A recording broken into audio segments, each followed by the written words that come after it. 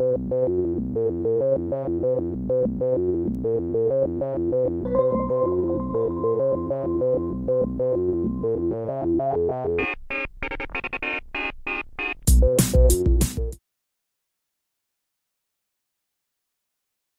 and welcome back to the History Hut. I'm Jim, this is Dr. K, and if you've been with us for part 1 and 2, you will have heard our discussion of the Northwest Rebellion to this point. If you haven't, then that's bad. Yeah, go back and watch. Yeah, go back and watch. That's right. Because this will be a bit of a spoiler if you haven't. So we're talking reading about a book from the end. That's right. I'm like, so he died. Oh my God, what happened before? So don't do that. We'll give you a second okay. to go back and watch the other one. Compose yourself. Okay, so anyways, for those of you who have been with us, Louis Riel, he's back, and what does he do for the community? Well, what he does is he does the same thing he'd done before. He creates, along with Bill Jackson and the delegation, they create a petition for the government. And this is like a big petition that you can't ignore. Or you're hoping that anyway. So the petition that he produces or composes on behalf of the community, the key item in it was responsible government. Overall, it's moderate in tone, and it's more or less, remember when we were talking about the 1869 rebellion, I said to you that they weren't opposed to the area coming into Confederation, that whole Rupert's Land. They just wanted it to come in as a province. They wanted it to have, you know, representative government, responsible government, all those kind of things. So when we look back at it, it doesn't seem like a radical document. This is no Vladimir Ilyich Lenin. This, you know, this seems really moderate. So they wanted things like free title to the land already held by settlers, and that would have included Canadian settlers as well as the Métis. Changes to the Homestead Act to make this an easier process, so that you'd get your land title within maybe a year instead of more than 2. A guarantee of the land rights of all pre-survey occupants. Again, that would be people in the community at large, and the Métis. A 240-acre grant for each Métis, which would equal 2 million acres of land, set. But when you consider the vastness of that territory, that makes sense. And as always, he always in the petitions mentions Native people, and in this case, it was an appeal for proper rations for Native people, so to treat them properly and to make sure they didn't starve to death. And this is a very difficult time in Native history, as we've seen. So although the arrival of Riel obviously signaled trouble for the government took until, the petition sent out in November. They know he's been there since the summer, and they take until February of 1885 to respond to the November petition. And when they do respond, they don't respond to him. They send a response to Edgar Dewdney, the guy that nobody's really all that keen on. And so they send this telegraph to Dewdney, and all it was a vague promise that there would be a 3-man commission set up to investigate local grievances. So it's not like, and we're going to deal with all of your problems. It's like, you know, we'll look into a few things. Committee, subcommittee, report back with our findings, and then break off into... probably in 5 years from now. Royal Commission, that always gives you 5 years. Send it to Royal Commission. So it said that only 8 of the 200 claimants would actually be given title to the land. So that really isn't a response to the community at all. And as for Riel, he would have no claim settled and no money. He would only have the right to remain in Canada. Them's fighting words, I think. So the community is just incensed. The people that were behind the sending of the petition, which is a lot of people, really upset. Riel wasn't happy either, and this is of course where you see his religious side come in, because he said that he would respond to this within 40 days. And so, of course, the religious significance of Jesus, 40 days in the desert, so it's like, and in 40 days I will respond to this. And sure enough, in March of 1885, he suddenly declared that a provisional government was now established, that he was in control of the area, and really, as far as he was concerned, the fight was on. Well, that's lovely. So he works hard. Yeah. He works hard for his money. So why does the rise in violence begin then in 1885, and is there really something that triggers it? Yeah, I think, the last straw was that Lieutenant Governor Dewdney placed an advertisement in the Prince Albert newspaper that said a policing force was being sent to the area specifically to deal with this. So all of a sudden you're like, whoa, know. And the chief factor at Fort Carlton, a guy called Lawrence Clark, was asked by a group of Métis near the fort if there was an answer yet to their petition and their protest. And the answer is said to have been as follows. And this is a quote: "The only answer they would get would be bullets, and that he had encountered a camp of 500 policemen on his way who were coming to capture the half-breed agitators." So people were like, "Oh crap!" Oh boy, you know, that would kick off the violence. Just like that, man. You're just like, oh no. And of course, the Provisional Government of Riel, you know, emerges in response to all of this, and Riel believed that, for reasons that are too intense to go into, but he thought there was going to be a European war, or a war and a kind of imperial war, and he didn't think that the government would send anything but a very small force to the area, if they sent anything at all.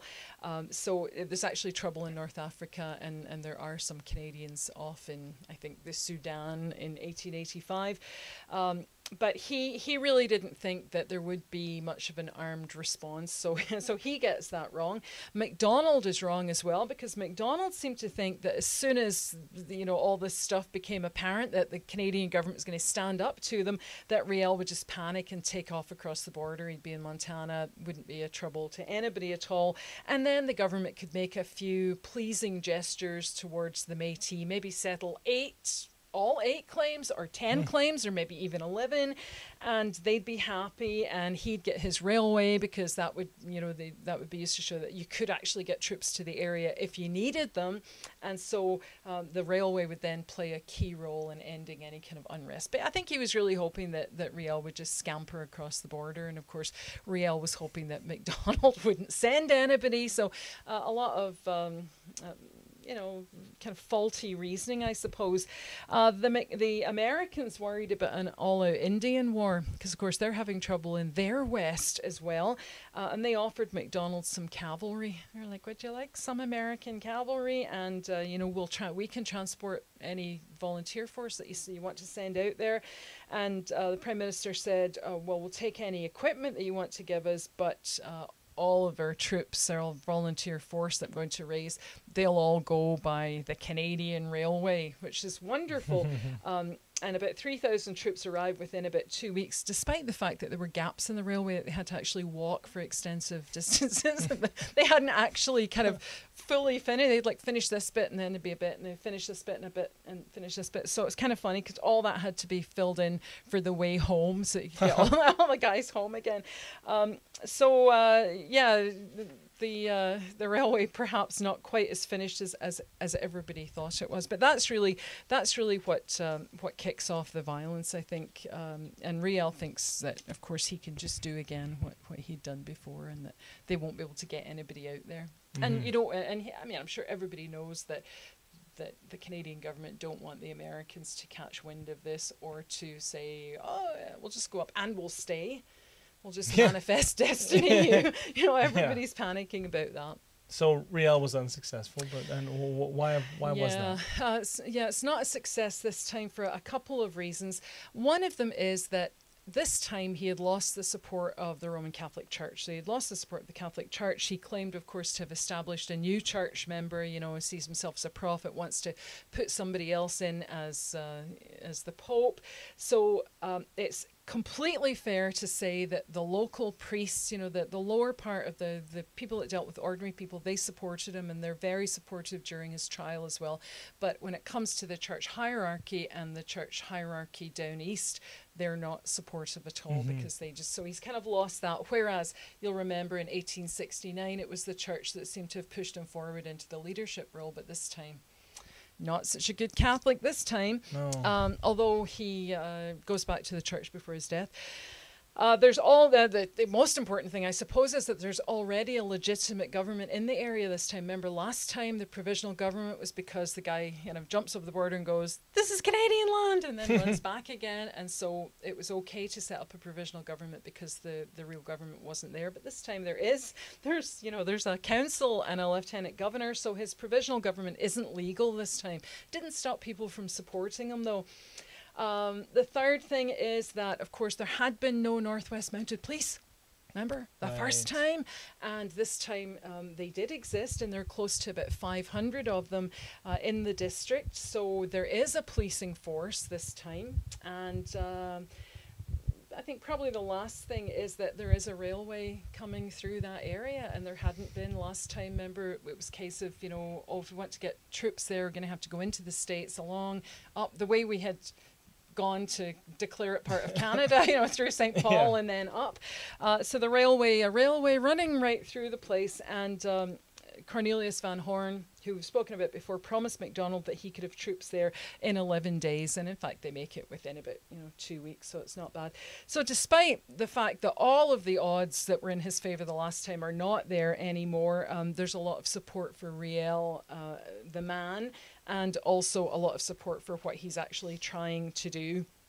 So lots of local support. I think it's at this point, though, when it becomes violent, that the Canadian settlers kind of go, and we're done. Violence against the government, probably not a good idea at all. So the main engagements, probably, at Duck Lake. There's also a thing that doesn't really have to do with it, but it's the Frog Lake issue, and that's kind of considered to be part of it, and Batoche, and of course there's always people that are interested in the intricacies of the different battles, and it's very, very easy to work that out, to find out about it. You get Duck Lake in late March. Small forces sent to guard the ammunition dump there. They run into Métis vanguard, and in the skirmish, 12 are killed on the government side, 5 in the Métis side. And Riel says, right, let's just stop right there. There's been blood spilled. Let's stop. But the results of this pass down across the telegraph line as a massacre. So it's the massacre at Duck Lake, and the public, of course, down east are shocked and galvanized into action. People are like, I'm going to volunteer to go and kill those people because they're really bad people. And so you do get more volunteers as a result of that. A Canadian militia force raised, and as I said, they arrive within 2 weeks under I think General Middleton, and then there's another 500 arrive a little while after that, and I think in all they mobilized about 7,000 men. Wow. From Winnipeg and from further east.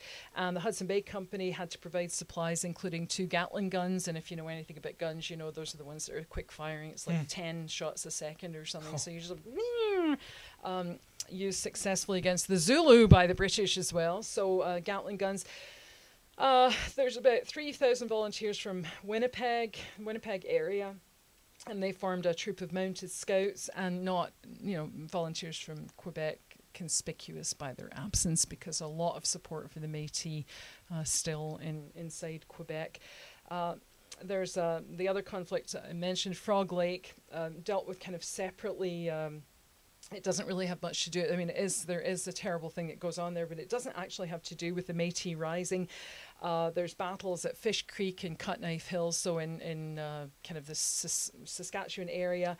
And the government forces don't do particularly well, but really by the beginning of May, the Métis forces they've run out of ammunition. They're not really all that well prepared, and they fall back on Batoche. And the chief strategist for Riel, a guy called Gabriel Dumont, counseled Riel to flee. He's like, come on, let's go. And Riel said, absolutely not, because nothing's been resolved. Nothing's changed for the Métis people. So on the 15th of May, 1885, he gave himself up.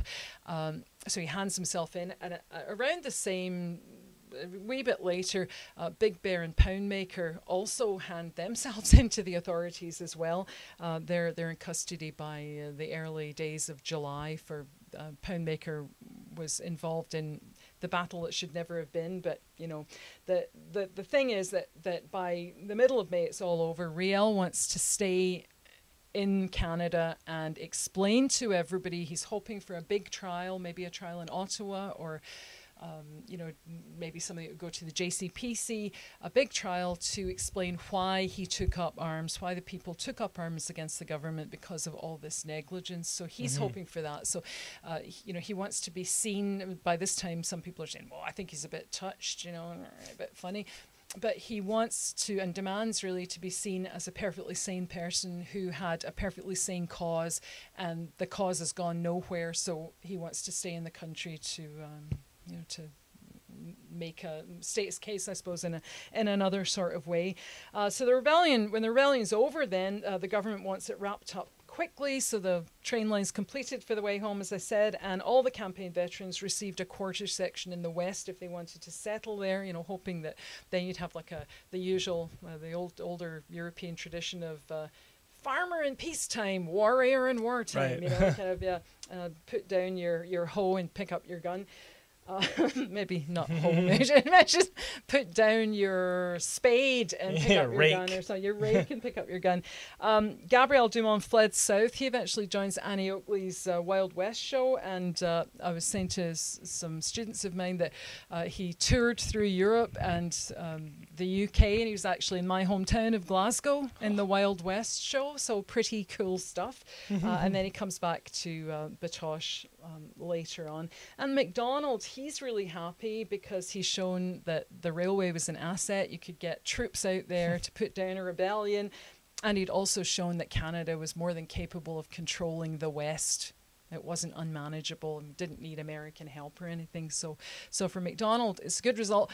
But the worst part for Macdonald is that Riel's still there. He's like, why didn't he run? Like, if he'd just run to the States, then it would be all over. But now he's going to have to deal with Riel and, you know, the question of what to do about Riel and how much this will have an impact on Quebec politics. Because if people in Quebec are sympathetic to the Métis and still sympathetic to Riel, then it might be a vote loser in the future for him.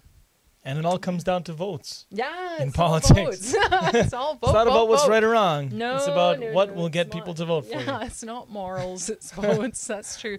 And you know what? With all those liberal reforms, you can't just pay somebody $5 and get their vote anymore. Yeah, you that's know, true. Secret ballot, same day elections. You know, so you gotta keep Ontario and Quebec if you're going to stay in power. And you might be able to keep Ontario by doing something great like this, sending out troops to put down the Métis Rising, but you're not going to win any friends in Quebec, and that's dangerous stuff. Well, I think that wraps it up for right now. Yeah, and I feel very, very close to the people of Quebec because my daughter-in-law is French-Canadian, so I feel like I am a French-Canadian now. So just on her sympathetic behalf, to the cause. just like sympathetic to the poor Métis. Yeah. Well, au revoir for now. Yes. À bientôt.